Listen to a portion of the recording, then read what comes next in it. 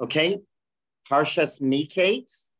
We're going to do Shlishi and Revi, the brothers coming down to Egypt. That's where we left off last year. We did Rishon and Sheni last year, so let's do Shlishi and Revi in the Art Scroll, page 228. Parshas Miketz. And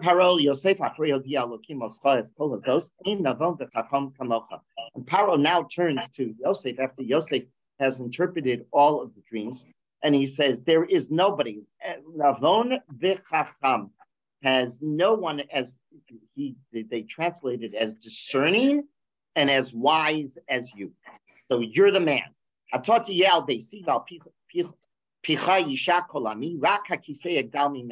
He says, Paro says to him, you're going to be the head of my, right, of my entire rulership.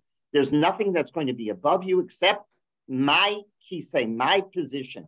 I'm the only one that's going to be on top of you. Paro says to Yosef, look, I'm giving you all of the whole country to rule over. He literally, Paro hands him his ring. And he places it on the hand of Yosef.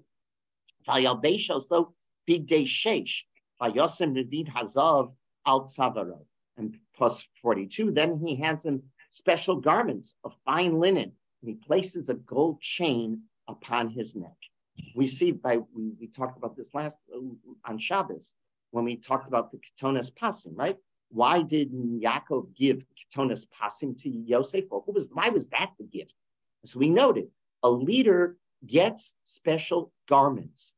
And Yaakov realized that Yosef was the leader, just like Paro is giving him special garments, right?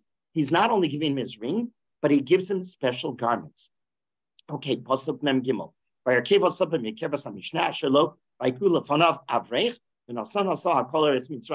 He also had him ride in the second royal chariot. And they proclaimed before him as they went, Avrech. Thus he appointed him all over Egypt. Now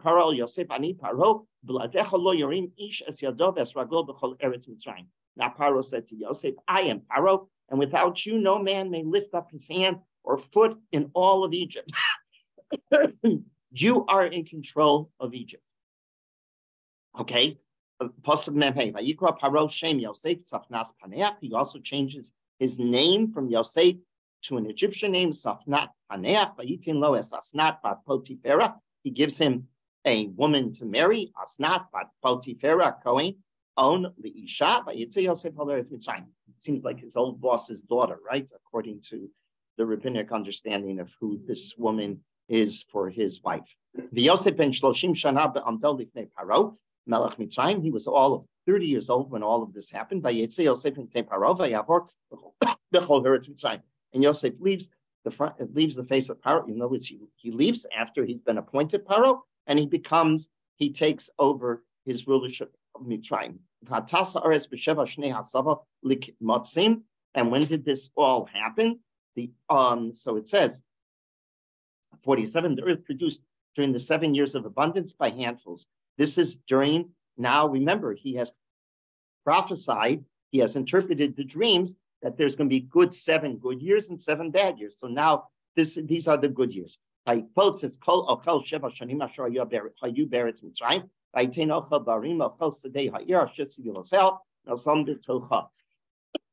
gathers all of the food of the 7 years that came to pass in the land of Egypt, and he places the food in the cities and the food of the fields around each city he placed within. He creates a whole savings mechanism, right?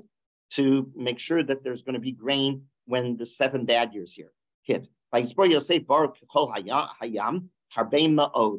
Yosef amassed grain like the sand of the sea because he's now collecting it. It's a very good years. It's an abundance. So he takes it and he's saving it in great abundance until he ceased counting, for there was no number. That's how much. It was so great. It was Amy's part. You couldn't even count. Ulu Yosef now. That's on the national level. He's doing very well, right? He's fulfilling exactly his interpretation of the dream. 7 good years, and he's collecting the grain to protect Egypt. Yosef Yulad Shnei Banim, and during these years, the term Tavosh Nat Harav, and by the way, halacha learns that when there is a tragedy meeting international, everybody in the world faces a tragedy, you're not supposed to have intimacy with your spouse. So and they learn it from this pasuk. Yosef had his two sons before the bad years, right before the famine. Asher Yodalo Asnat Bas Potifera Kohen Od. She gave birth. His wife Bat Potifera gave birth to these children. Vayikra Yosef et Shem HaBechor Menashe, and in the pasuk Nun Aleph, Yosef calls the name of his eldest Menashe. So he tells me why. Kanashani Elokim es Kol Hamaliv es Kol Beis Avi. Why God has made me forget all my hardship and all my father's household. Neshem Hasheni Kara Ephraim, and Ephraim is the second one. Ki Hifrani Elokim be'eretz ani. For God has made me fruitful in the land of my suffering. But now Revi.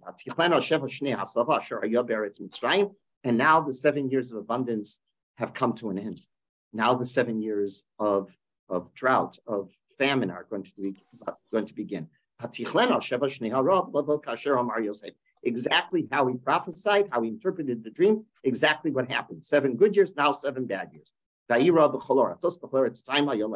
And not only in Egypt, but all of the entire Middle East of its time are facing this terrible famine. Now, during the famine, so everybody's starting to scream to Paro, Egypt's right, give us bread. Paro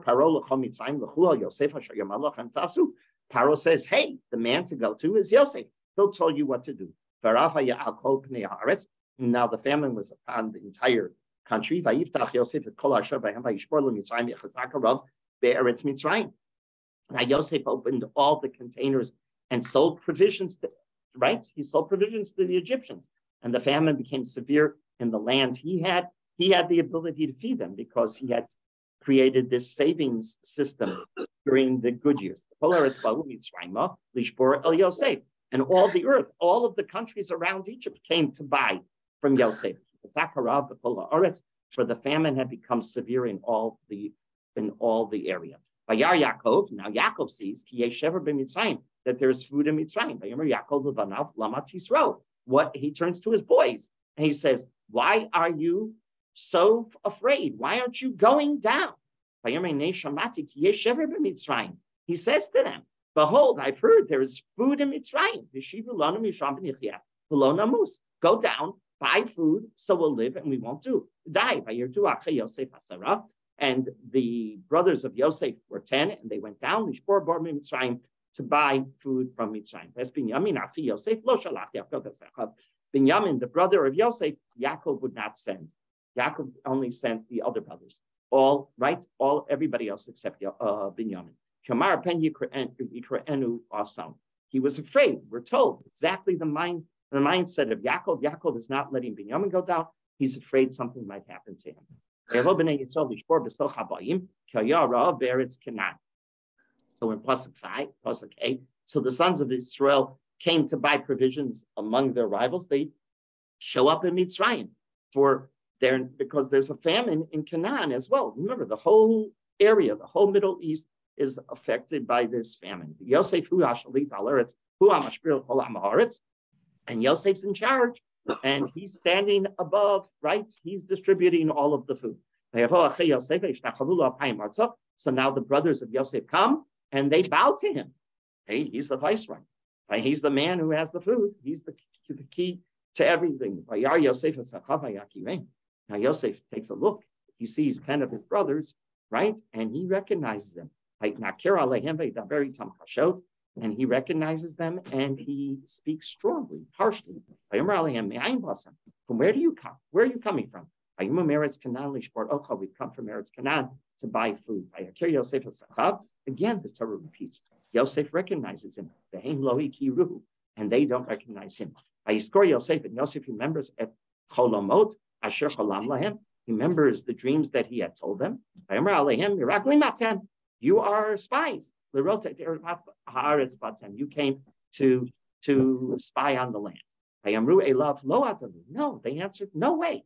That's not true. We're not spies. We came to buy food. We are all sons of one father.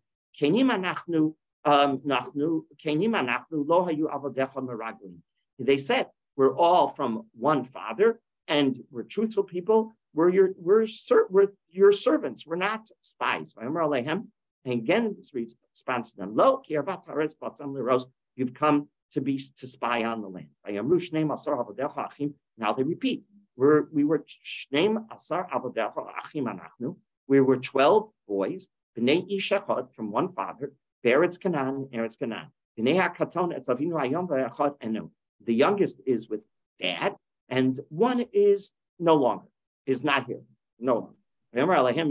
Yosef responds to them, who? He, Asher Dibarti Alechem, the one that you're talking about, Lemor Meraglim Atem. No, you're Meraglim. That's what he says to them. You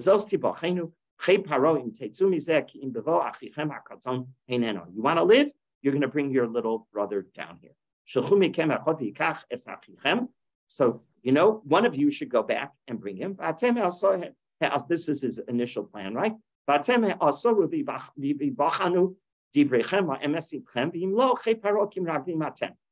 he says in Pasuk 15, he says, by this shall you be tested. I'm going to test you. By Paro's life, you will not leave here unless your youngest brother comes down. Send one of you and let him fetch for your brother while you shall remain in prison. All of you will remain, so only one's going back. So that your words will be tested to see whether you're telling me the truth. But if not, by Paro's life, surely you are spies. That's what he says. Surely you are spies. If you don't come back with your brothers. Then he changes his mind and he throws them all in prison for 3 days.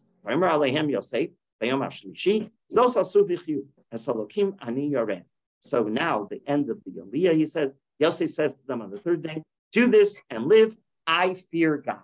That's what he says. Do this and live, I fear God. Okay, that's the story of Yosef's brothers initially coming down, Shlishi and Navi.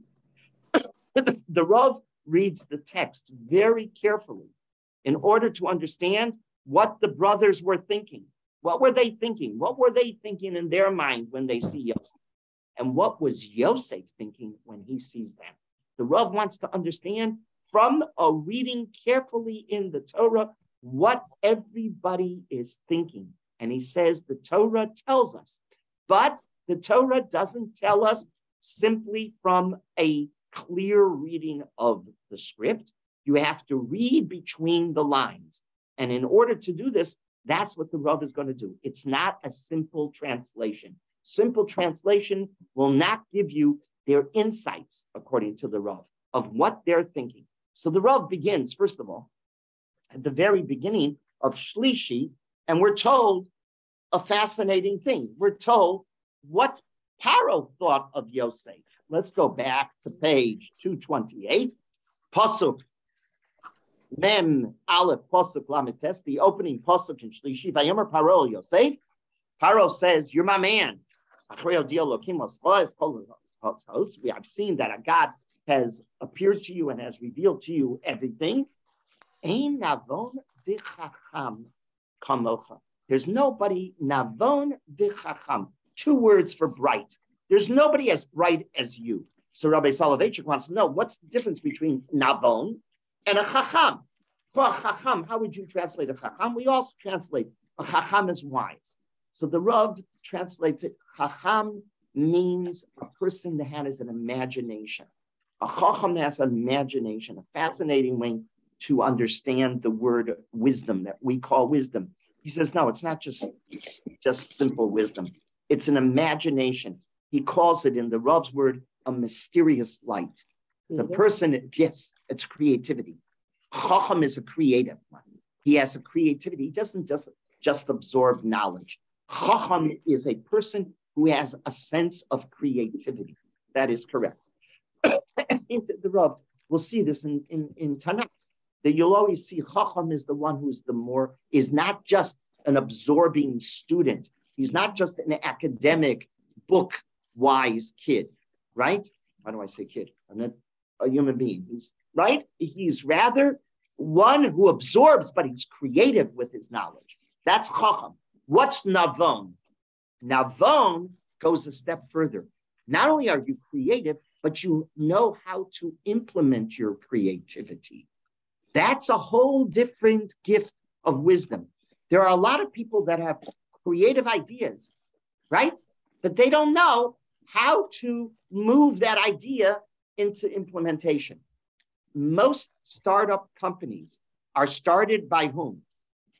Some creative genius, but is he the one who's going to take it to its successful end? Financially, economically, usually not. Usually not. Noam Wasserman, when he was at Harvard, when he had his seat at Harvard, now he's dean of Saisim at Yeshiva. But Noam spent a lot of time describing, and he's written heavily on startup companies and how the person who is the chacham is not the navam, if you will. Those are my words. The person who's the, and what do they usually do?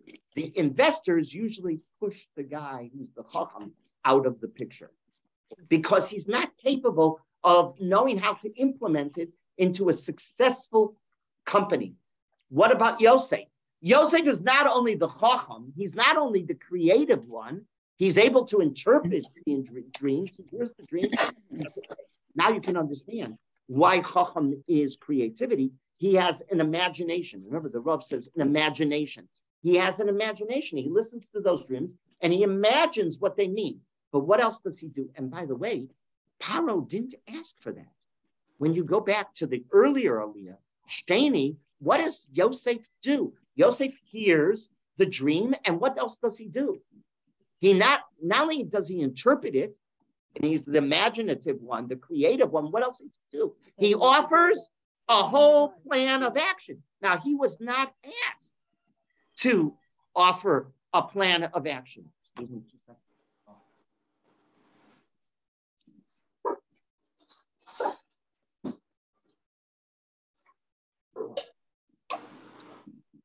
Got to turn off my phone.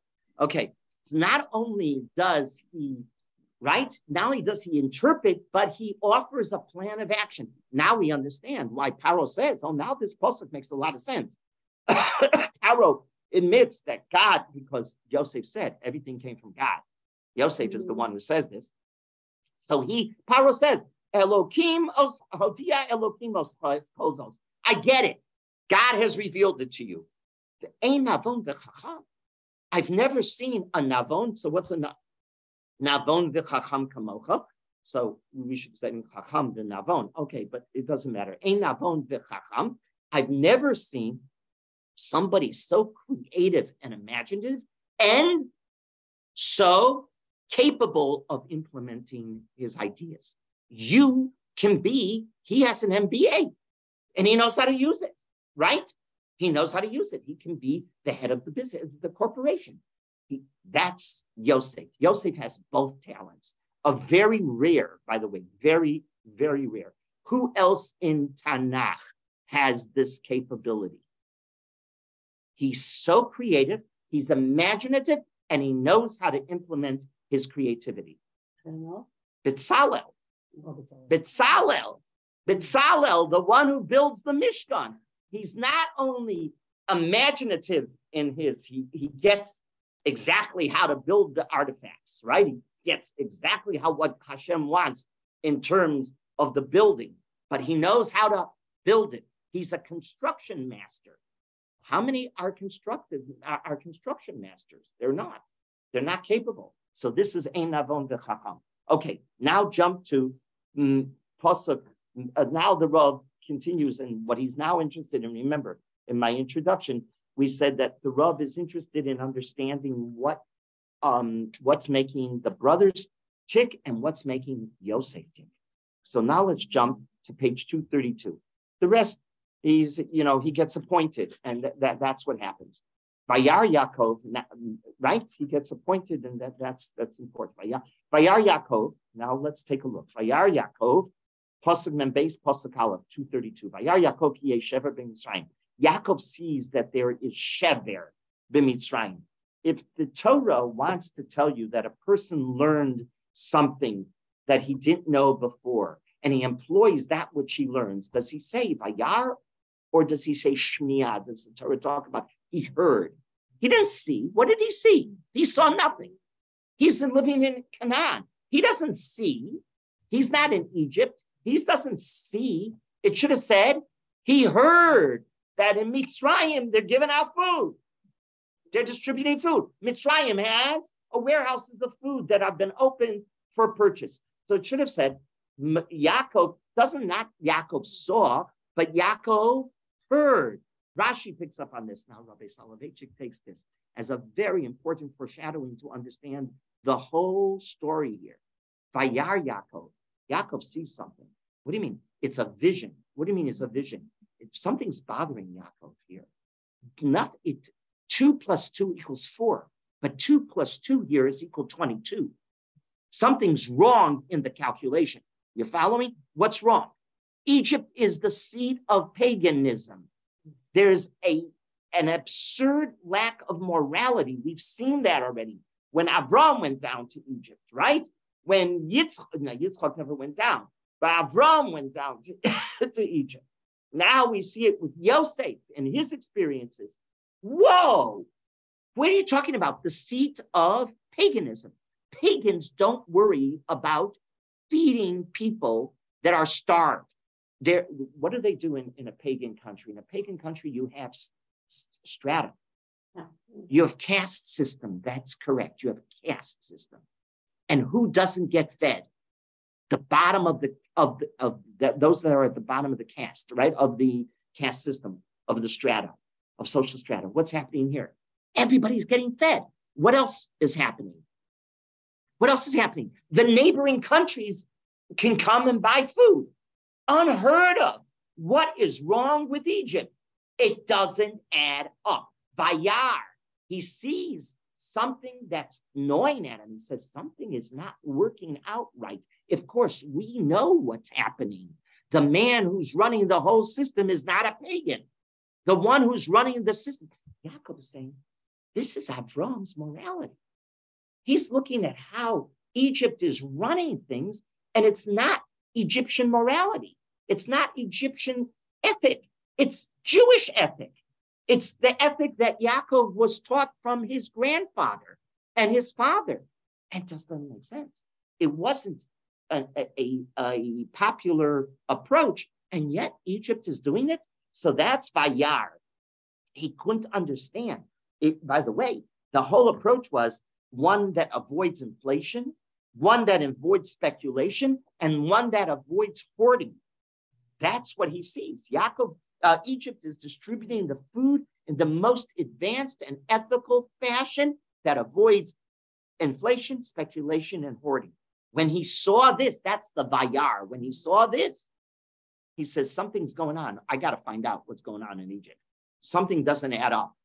But it's good for us because it's following an ethic that didn't seem appropriate, and that's the word Vayar.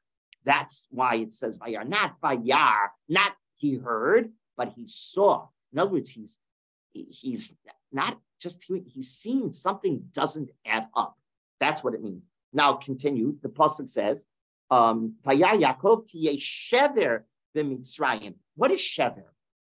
Shever is an interesting Hebrew word. Shever means two things. Shever means grain being sold, right? Shever means that the grain being sold. It also means lishbor. What's lishbor? To break something.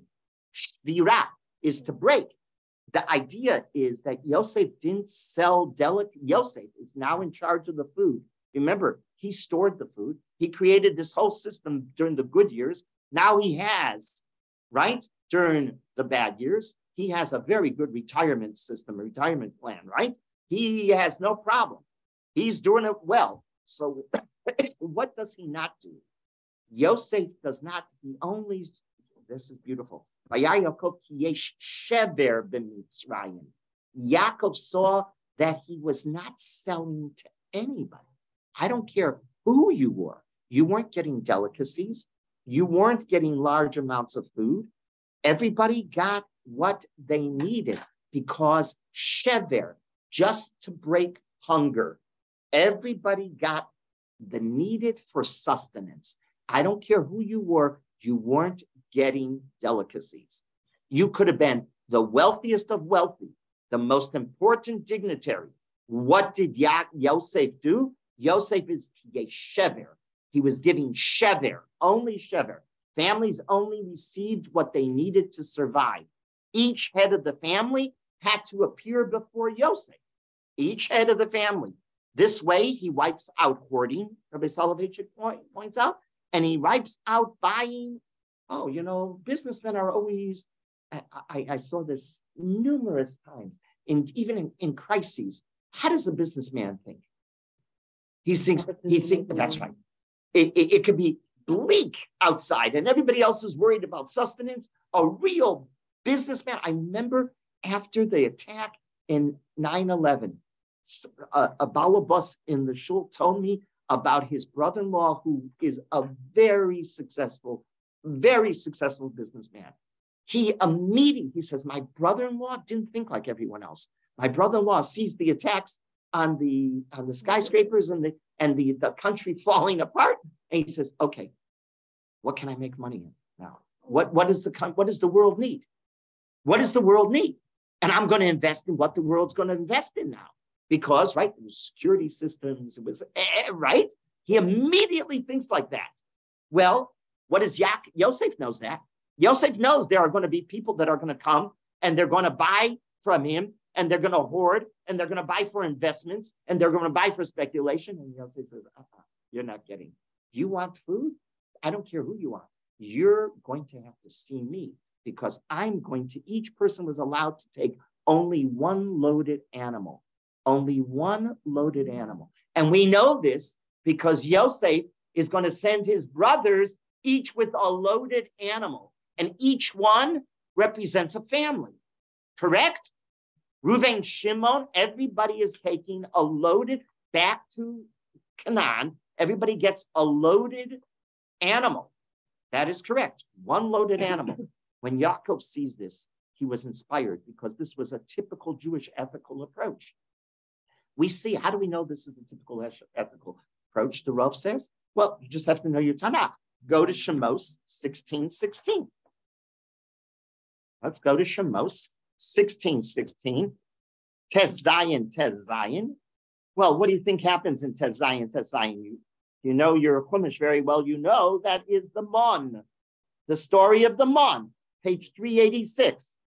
Ze hadavar shetziva Hashem liktu mimenu ish lefi achlo. Omer la golgoles mispar nafshol seichem ish la'asher bo'olo tikachu.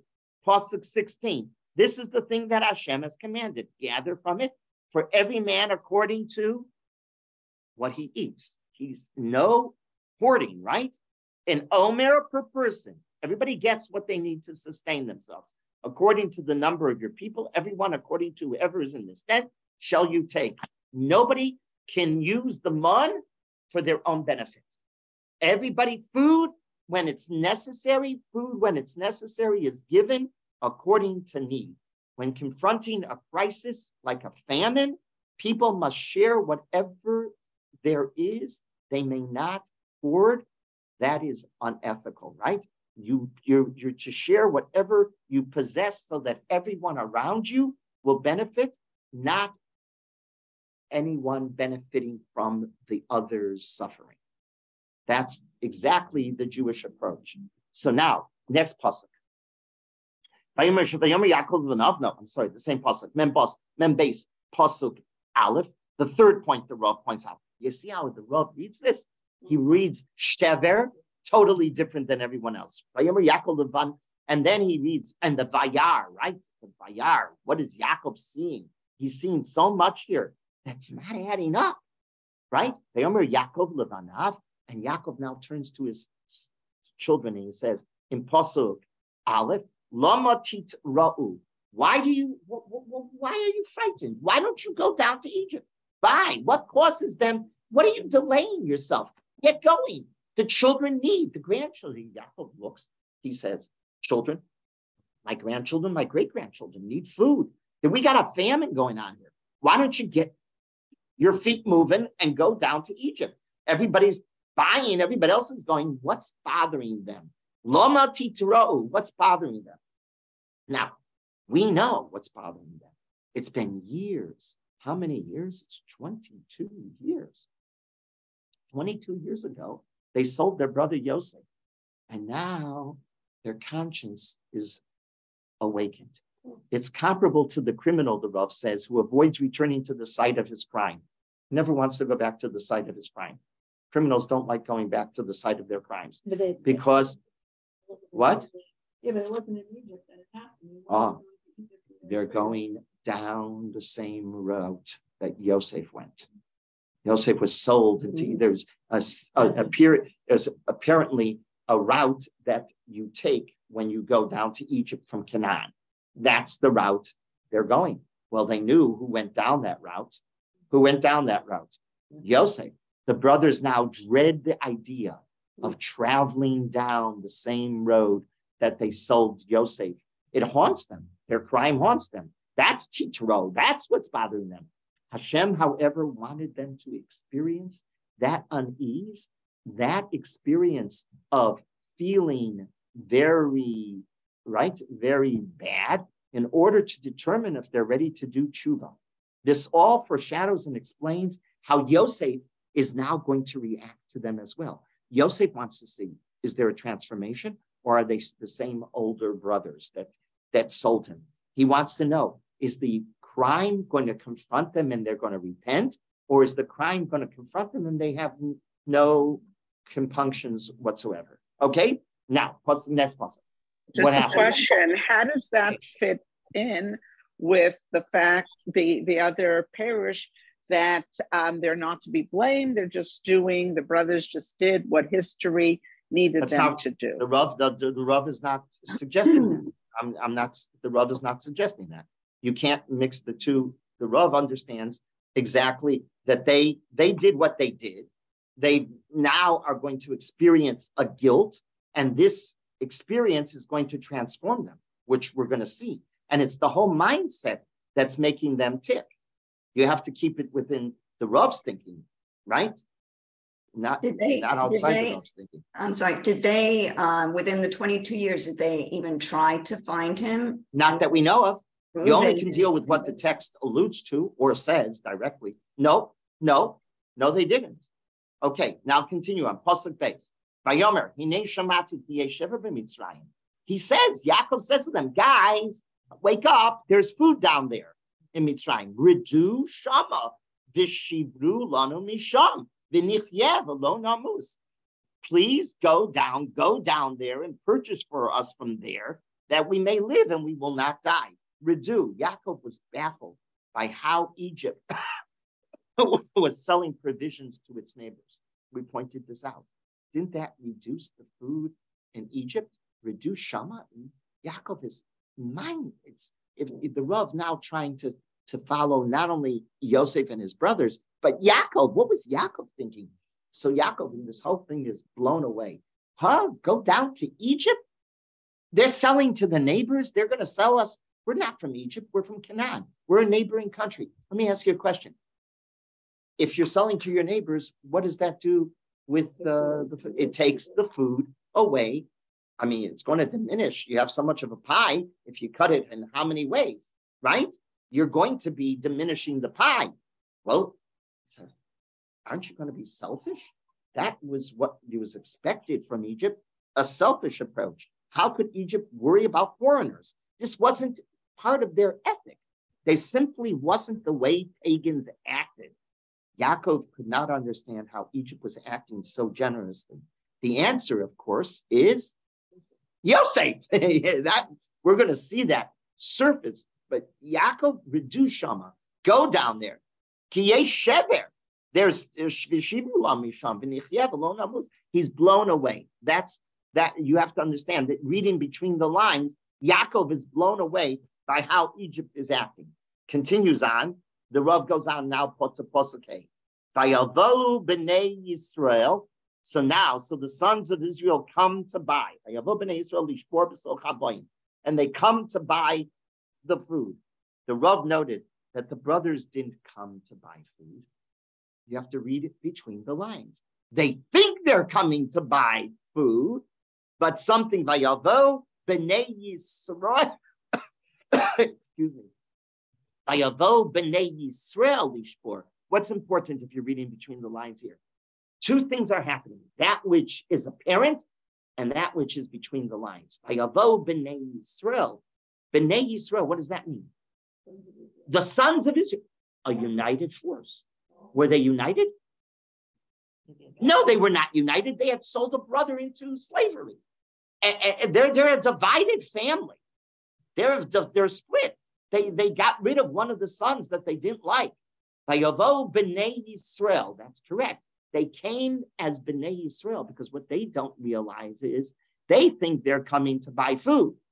But what they're really coming to buy, the Torah is telling, Vayavo b'nei Yisrael, to become b'nei Yisrael, to become a united family, which as we know is what's going to happen, right?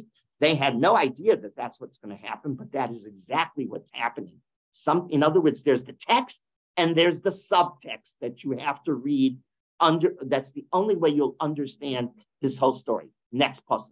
Yosef hu hashalit ha'aretz, hu hamashbir l'chol ha'aretz. Fine, he's the main guy. Yosef is the one who's in charge of the food, who's in charge of the country. Vayavo achei Yosef, and now the brothers. Now it's, by the way, it changes the words. Now it changes the words. Vayavo achei Yosef, the brothers of Yosef, and what happens?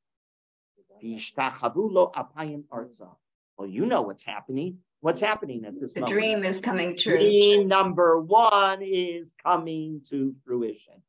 He had a dream and he interpreted, my sheaves, your sheaves will bow down to mine. What does that mean? That's an economic, powerful description, right? They bowed down. The brothers were clearly dependent upon Yosef for their well-being. It's an economic, political existence. Who's in charge? Yosef. It's exactly what Yosef prophesied. But what about the second dream? The second dream is the cosmos bowing down to him. That will only be fulfilled when, if Yaakov comes down. That dream has nothing to do with political power. This one does. It's an economic, political power. This dream is happening. That dream is all about spiritual destiny. That is later. But right now, he's watching this. The Yosef hu hashalit, vayavo achei Yosef, vayishtachavu alpayim artza. And he sees it. And that's what the next pasuk is going to tell you. Pasuk Zayin. Vayar Yosef es achav, vayakirein. He's reading, now you understand, he's reading this whole story totally different. Vayitnaker alehem, he recognizes them, right? But he recognizes them. Vayidaber itam kashot, and he speaks harshly to them. Yosef acted this way to ensure that the brothers, why does he speak harshly to them? Vayitnaker alehem. So you have to understand what Yosef wants to see. Are you achei Yosef or you're not achei Yosef? Are you going to unite with me and we're going to be a transformed family or not? We could not possibly become a great nation if we're divided. If we're going to become a great nation, we have to be united. And I got to find out, have you transformed yourself? Or are you, say, the same brothers of 22 years ago? Pasuk Ches, Vayaker Yosef asachav v'heim lo hikiru. Right? Now Yosef recognizes the brothers, but they don't. Although the brothers thought that they had come to procure food, Yosef realizes the whole picture. Yosef sees, he understands what's going on here. They don't know what's going on here. He has, remember, he's the Chacham and Navon. He's seen the whole picture. He sees them, what they don't see. They think they've just come to buy food. Yosef sees much more that's going on here. He sees the divine is implementing the Bris Ben Hapsarim now, right? The Bris Ben Haptarim of Avraham, of great grandpa, is what's happening now. Okay, now pay close attention. Pasuk Zayin and Pasuk Ches repeat the same idea. Yosef recognizes them, but they don't recognize him. Yosef, why twice? Pasuk Zayin and Pasuk Ches repeats the same thing. So the Rav wonders, why would the Torah repeat the same thing? Pasuk Zayin says, Yosef recognizes them, they don't recognize him. Yosef recognizes them, don't recognize. What are you repeating this for? The reason is because the two verses, Rav Soloveitchik notes, are identifying two different personalities, if you will. The first identification was based on past experience. The brothers in Pasuk Zayin were the same brothers that he remembered from years ago. He sees them in frozen time. Pasuk Zayin is in frozen time. These were my miserable brothers. That's Pasuk Zayin. These were the ones who did what to me? They mistreated me. They sold me. They were cruel to me. That's Pasuk Zayin. Pasuk Ches, however, offers a different possibility of Yosef seeing them. He takes a second look and he says, are they? It's 22 years ago. Are they the same cruel brothers? He discovers that, of course, they indeed have changed. He's going to discover that. That's Pasuk Ches, right? Now the brothers, he looks at them and he says, maybe they're not the same. They're depressed right now. They lack this inner peace they once had. They were haughty. They were confident about themselves. You can only sell a brother if you're confident about your position. Now they're depressed. They lack that inner peace. They now come with a contrite heart. With this realization, Yosef's ire subsides. The brothers, however, were totally unaware that this transformation was taking place inside them. They weren't aware of that. They had no idea what, and quite often we don't know, what psychologically really is occurring to us. But Yosef sees it. Yosef now plans to make that realization one that they're going to appreciate as well. He's going to bring it to their attention. And that is the foreshadowing to the height of the entire story. Two repetitions, right? The same thing is being repeated. Pasuk Zayin, Pasuk Ches. Pasuk Zayin is the initial sight of them. What does he think? Oh, so my brothers have sold me. Pasuk Ches is, well, and now I have an opportunity to do what? To unite with my brothers, and they'll unite with me, and they change. There's going to be a transformation. Rabbi, I just yes? wanted, I'm sorry. Yosef also had left at 17 and now he was 30. So he looked totally different. Well, it's not just a physical, you still can see years later, even from a 17 to a 30. I've seen people from 7 years later, and you realize who you're standing in front of. Even though he has a beard and everything. What they're totally caught off guard. He's the last thing they thought. They thought their brother was dead. They thought their brother was dead. How could his brother survive? Now, the wildest story, is, he's viceroy? There's no way he's viceroy of Egypt. No way. No way. Number one, it's a pagan country. Number two, Yosef is a foreigner. How could you become the head of a country? And number two, in the country, in the most powerful country of its time, you're a foreigner. Number three, you're from this Jewish clan that nobody identifies with. I mean, you're out. You're really different. So they had no Ruach HaKodesh, nothing. No. Ruach HaKodesh means that you can see things clearly. They sure are not seeing things clearly. Okay. They're not seeing it at all. Right? Right? Okay. So Pasuk Zayin is Yosef had intended to punish them. Rav Soloveitchik said. That's Pasuk Zayin. His initial, I'm going to punish them. Pasuk Ches, he's not going to punish them. Rather, he's going to help them transform, right? Now, in Pasuk Tes, he decides to frighten them and to confuse them so they would become aware of their changed identity. Now you're understanding what makes Yosef think. Yosef wants to see this whole story evolve into a united front, right? Continue next, Pasuk Tes, the Torah tells us, Yosef at Cholomot, Asher Cholam Lahem. And Yosef remembers the dreams that he dreamt. What is the word Vayiskor? What do you mean Vayiskor? So you can only appreciate this if you go back to Shemos, Perek Chof, Pasuk Ches, Zachor et Yom HaShabbos L'Kadsho. And Rashi says, what does Zachor mean? Zachor, and you are to remember the holy day, Shabbos, the holy day. What does it mean? So Rashi says, Zachor means that you are to prepare for it all week. Zachor doesn't just mean remember. Zachor means your memory will get you ready to prepare. Similarly, here Yosef does not merely remember. Yosef anticipates. That's what Zachor means. Yosef anticipates. and sets the stage for his dreams to come true. By Yizkor, what is he remembering? He's remembering. He's not remembering only. Remember, he's anticipating. He's preparing. Truth is, for years, Yosef forgot his dreams. The last thing that Yosef was thinking about was those dreams when he was trying to survive in the prison, right? He was thrown into prison with an accusation that he raped his wife's boss. Not his boss's wife, sorry, right? He meant his boss's wife, right? Now that the brothers bow before him, a new reality sets in. The first dream has taken place. The next step is to get Yaakov to come down to fulfill the second dream. Yeah. He's starting to implement it, 100%. The moment that happens, he will have fulfilled. The moment he gets Yaakov down and the second dream will be fulfilled, then his destiny as Melech Yisrael, is the king of Israel, will have been fulfilled. He therefore does everything in his power to get Yaakov to come down to Egypt. By Yizkor, he anticipates.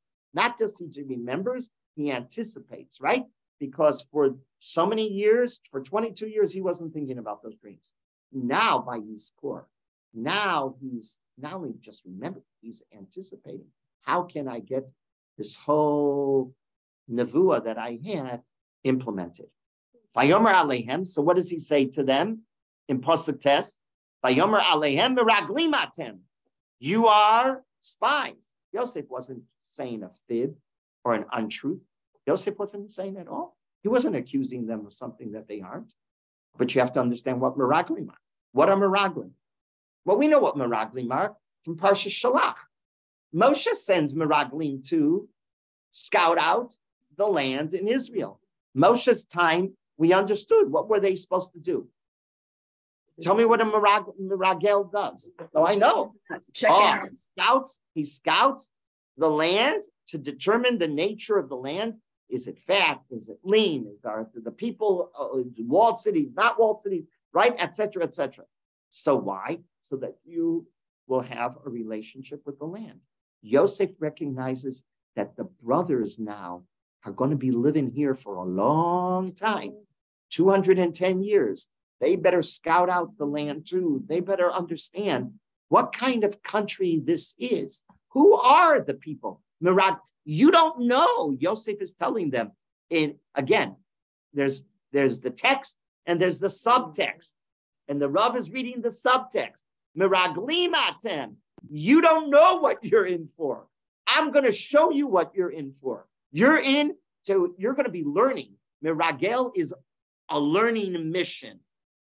Meraglim atem is not that he's accusing them, hey, that you're here to spy out. It sounds like an accusation. He was telling them, you're not even aware, but I want you to be a meragel.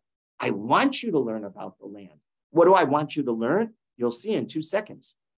Ki ervat haaretz batem lirot. What are you? You've come to see the nakedness of the land. What does that mean? This is an allusion to a lesson that Yosef wants his brothers to learn. He now understands that when he arrived in Egypt, he's thinking back 22 years ago, he was sold as a slave to whom? To the chief executioner. Yeah, he wonders, why did Hashem? He's now putting it all in perspective. Everything's coming forward to him. He's seeing it clearly. He says, why did 22 years ago when you sold me, who would purchased me? The chief executioner. Why would have Hashem sent me to the chief executioner? So you want to know? I witnessed firsthand the immorality of the Egyptians and appreciate what you're now going to do because I already did it. I realized the ultimate paganism of the country, the immorality. I saw it firsthand. And I appreciated the contrast of that which was taught to me by Abba Yaakov. Yaakov Avinu taught us from Yitzchak Avinu, from Avraham Avinu, a totally different morality. The contrast was great. Meraglim atem, you're spies to learn. Ki ervat haaretz, I want you to see the nakedness of this land. It is totally different than what you're used to. You're used to the morality lessons that you learned from Yaakov. That's not what you're going to see here. Yosef is now telling his brothers that if we are to achieve a destiny of Goy Gadol, a great nation, we must constantly understand that we are different. There's a contrast that is drastic between us and the Egyptians. And you know what? That now makes sense. Because in Vayikra, Perek Yud Ches, Pasuk Gimel, Vayikra, Perek Yud Ches, Pasuk Gimel, I will give you an allusion to what I'm talking about. It's an Achremos. It is Kriyas HaTorah on Yom Kippur afternoon. Yud Ches, Pasuk Gimel, Achremos. Page 648, a very important pasuk. Uvichukoseim lo selechu. Take a look in pasuk Gimel. K'maaseh eretz Mitzrayim asher yishaftem bam lo ta'asu. Page 648, verse 3. Do not perform the practices of the land of Egypt, in which you dwell. Do not perform the practices of the land of Canaan, to which I bring you. And do not follow their. Oh, that's what Yaakov is teaching his brothers. You're going to be Meraglim. You're going to learn the difference between Egypt and the morality of Yaakov Avinu. The brothers protested, of course, because they didn't understand what was going on. You have two different realities happening here. You have the reality of Yosef, who's the Chacham V'Navon. Already Paro told us that, and that foreshadows the whole story. Now, not only, it's interesting, Paro is the one who calls him the Chacham V'Navon, but the whole story is Yosef being the Chacham V'Navon, correct? Take it one step further. Who's not aware of it? The brothers. Meraglim atem. You're spies to learn a lesson. The brothers protested. They were in Egypt merely to purchase food. Whoa, no, that's not what we're not Meraglim, because he was saying one thing and they were translating. He was saying, Meraglim, we're not here for that. How could you call us spies? We're not spies, right? They did not understand that Yosef was telling them, guys, wake up. Bris Ben Hapsarim is beginning, and you have no idea. And Jewish history is beginning now. The Jewish destiny. Don't imitate. What you're going to see here, don't you dare imitate. It was a lesson that we almost didn't learn, right? You know the famous measures. We were at the 49th level of Tumah. We became so assimilated by the time Yetzias Mitzrayim occurred. Well, we almost lost it, right? But I'm sorry, Rabbi, didn't they go to Goshen? Weren't they separated? Yeah, but eventually they weren't. You can separate into a ghetto called Beverlywood, but you're impacted by the surrounding society, right? 100%. There is no society that's totally insulated. Totally, there isn't. Even Williamsburg, I don't care. New Square, up in upstate New York, right, near Muncie, beyond Muncie. They're not totally. They're not. Everybody knows that. Okay. Continues on. Membase, Perek Membase, go to Psukim, Yud Gimel, Yud Dalid. So how do they respond? And now they tell him, right? He's accused them of being spies. And they say, no. We came here to buy food. And by the way, who are we? So Pasuk Yud Gimel Yud Dalid, everybody's following me. By the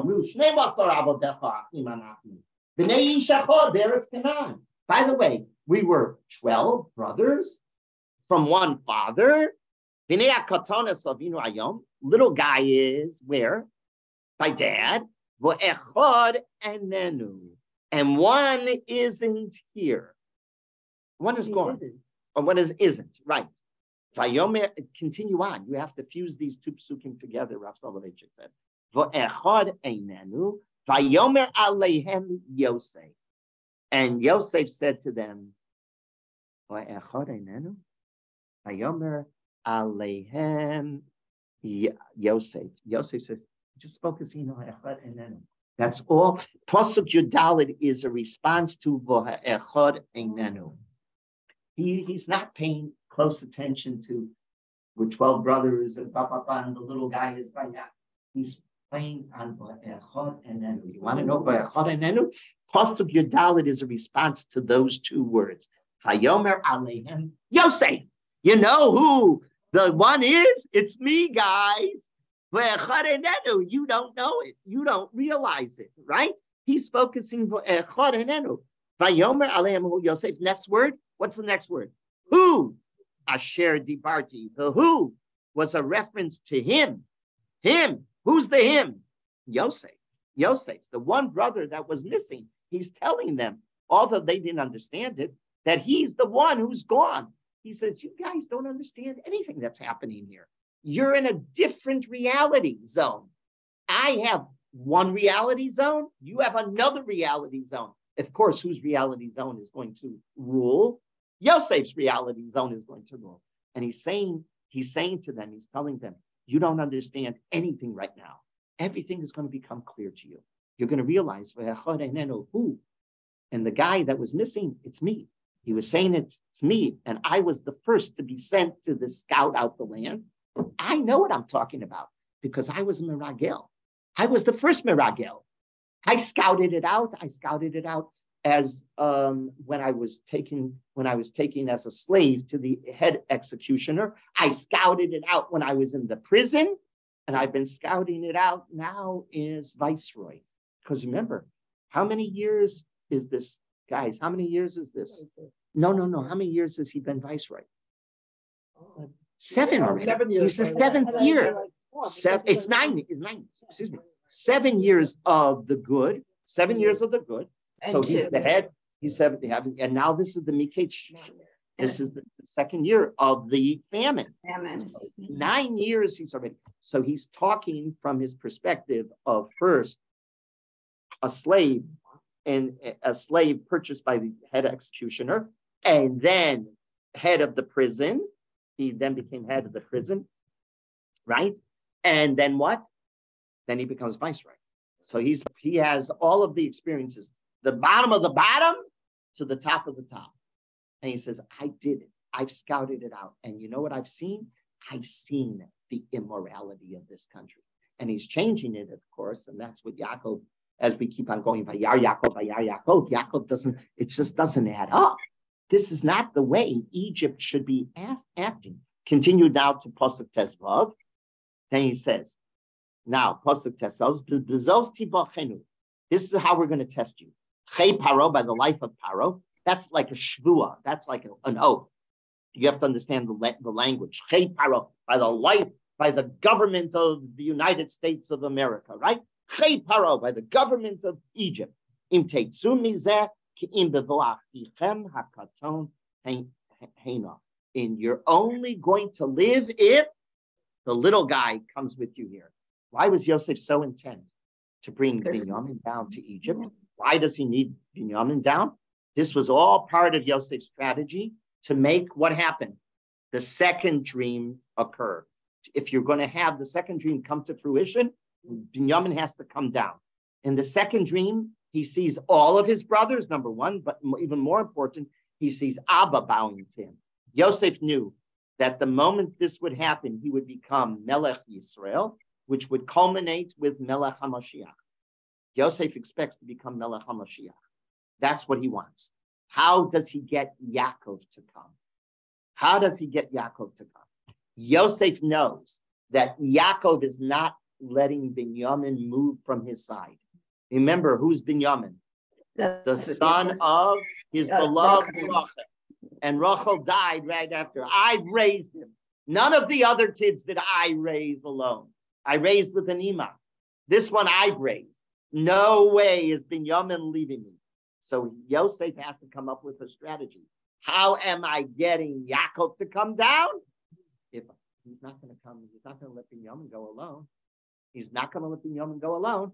So if I insist on Binyamin coming, I can guarantee that Yaakov is going to come with him or right after him, right? And then when they come, what's going to happen? They're going to be introduced to the viceroy. What are they going to do? what you have to do. What's the protocol? You bow down. The moment that happens, Yosef says second dream is clinched and he becomes Melech Israel. That is what's going on subtext in this whole story.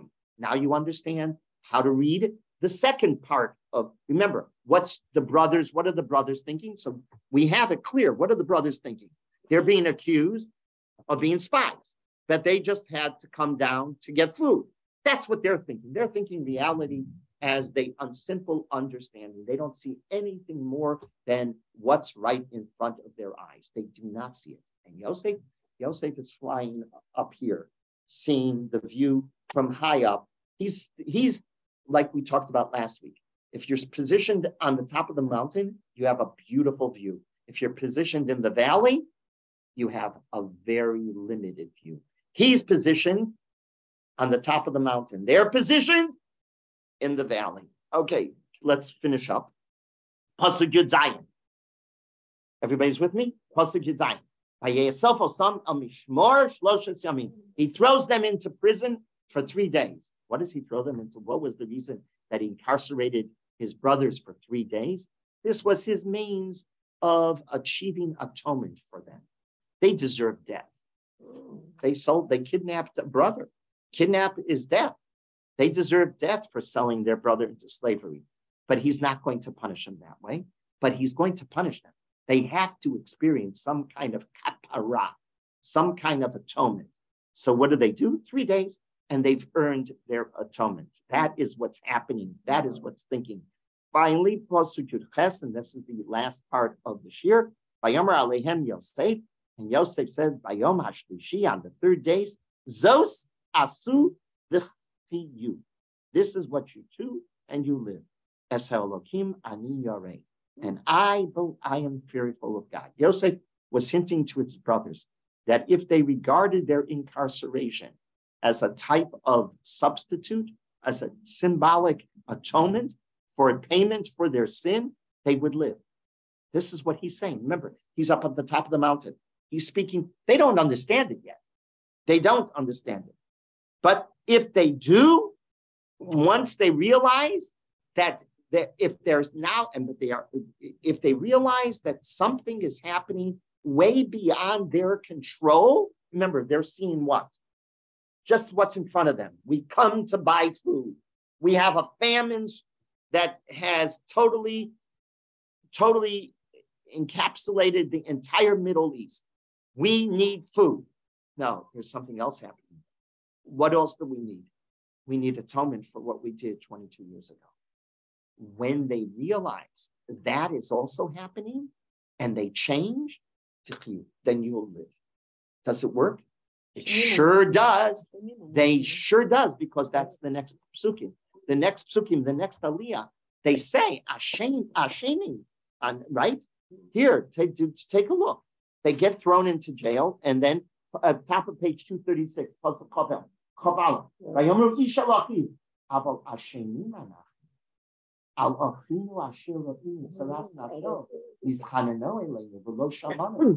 we are to blame. They're sitting there in prison. They did realize. Is Yosef's plan working? Yes. Slow but sure. Yosef's strategy is brilliant. But then again, what were we told?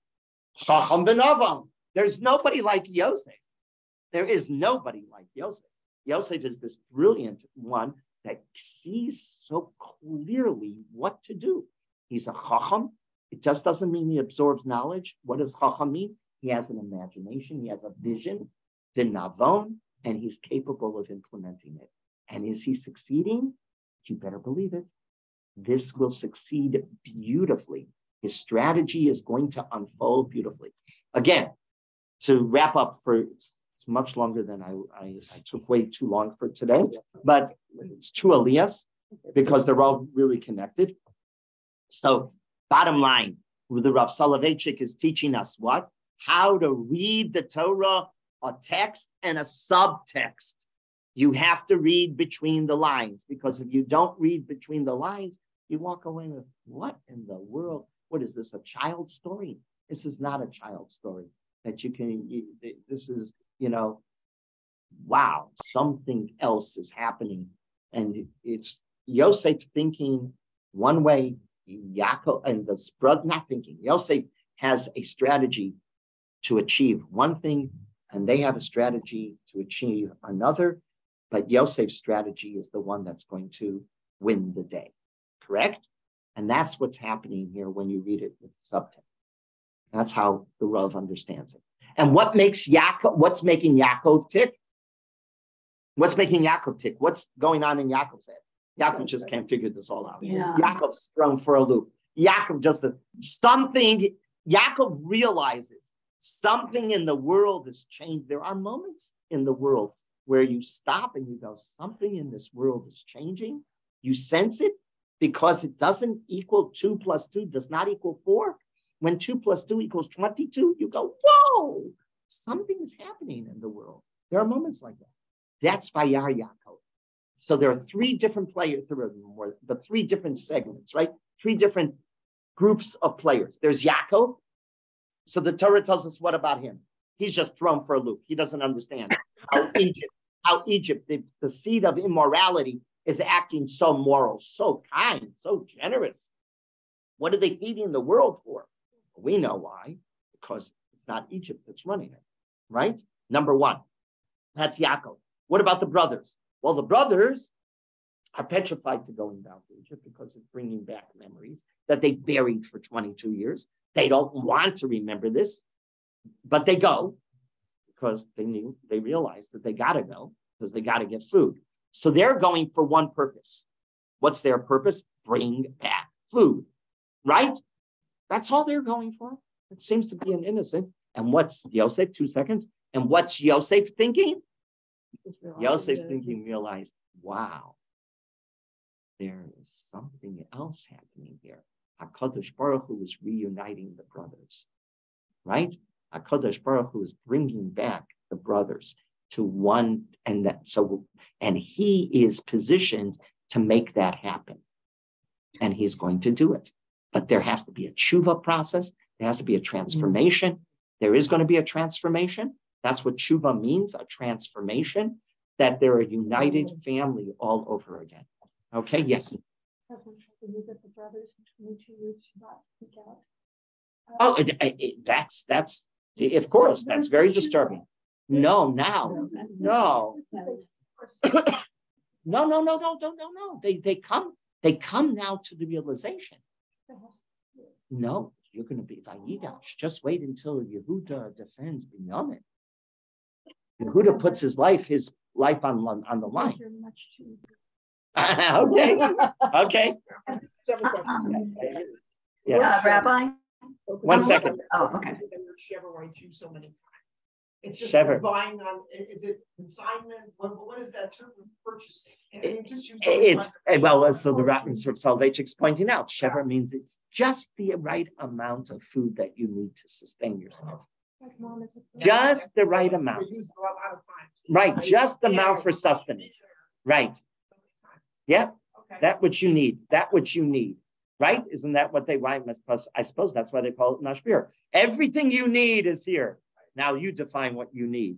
Right? Yes. Marcia. Yeah, I'm a little confused here about the second dream and that Yosef was going to be Melech Yisrael, Melech HaMashiach. There was no Melech Yisrael at this time. What? There was no Melech Yisrael. Right? No. He's talking about into the future. Into the future. Oh, he's talking about the future. Oh. It's going to be him, meaning his Shevet. His Shevet. Right. That doesn't happen. Here, Yosef is wrong. Yeah. Yosef does not realize right. It's Yehuda. It's Yehuda's position. That's Yehuda's. Yeah, that's what I was confused about. He is not going to be the Melech HaMashiach, but he thinks, remember, next week we'll talk about it. Yigash, love Yehuda. Yehuda and Yosef have this tension, right? Yeah, Who's going to be the Melech HaMashiach? And the truth is, it's not Yosef. It is Yehuda. Okay, Melech Israel. Okay, we'll continue next week. Right? Everybody can come next week, right? Everybody, yeah, why not? Rabbi Muskin, I have a question. Yes.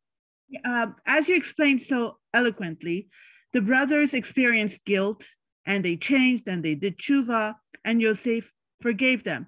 Why did we need the Asara Charuge Malchus to die? All that happened. That's history much later. That's not this story. That's why HaKadosh Baruch Hu does what HaKadosh Baruch Hu does. We're not given those answers. We're now talking about finally the brothers unite. That's what this story is about. Uniting the brothers after being a divided family. That's what the Torah is telling us here. What happens later in history? Yosef doesn't win the day. Understand, Yosef makes an error. He does. Yosef thinks he can be Melech HaMashiach. Yosef cannot be Melech HaMashiach. Yosef is a very important role. Right then Chazal come along. There are two Mashiach ben Yosef, Mashiach ben David, to resolve this. But bottom line, Yosef is wrong on this. The second dream will not be his. It will not. Yehuda is the one who's going to be the ancestor to the Melech HaMashiach. Okay? Okie dokie. Very much. Late. Okay, let's pick up next week. Thank you. Hopefully everybody, Thank you, Rabbi. It was wonderful. Wonderful. Thanks. Thank you. Let's then we'll get together next week. Okay. Bye-bye. Bye.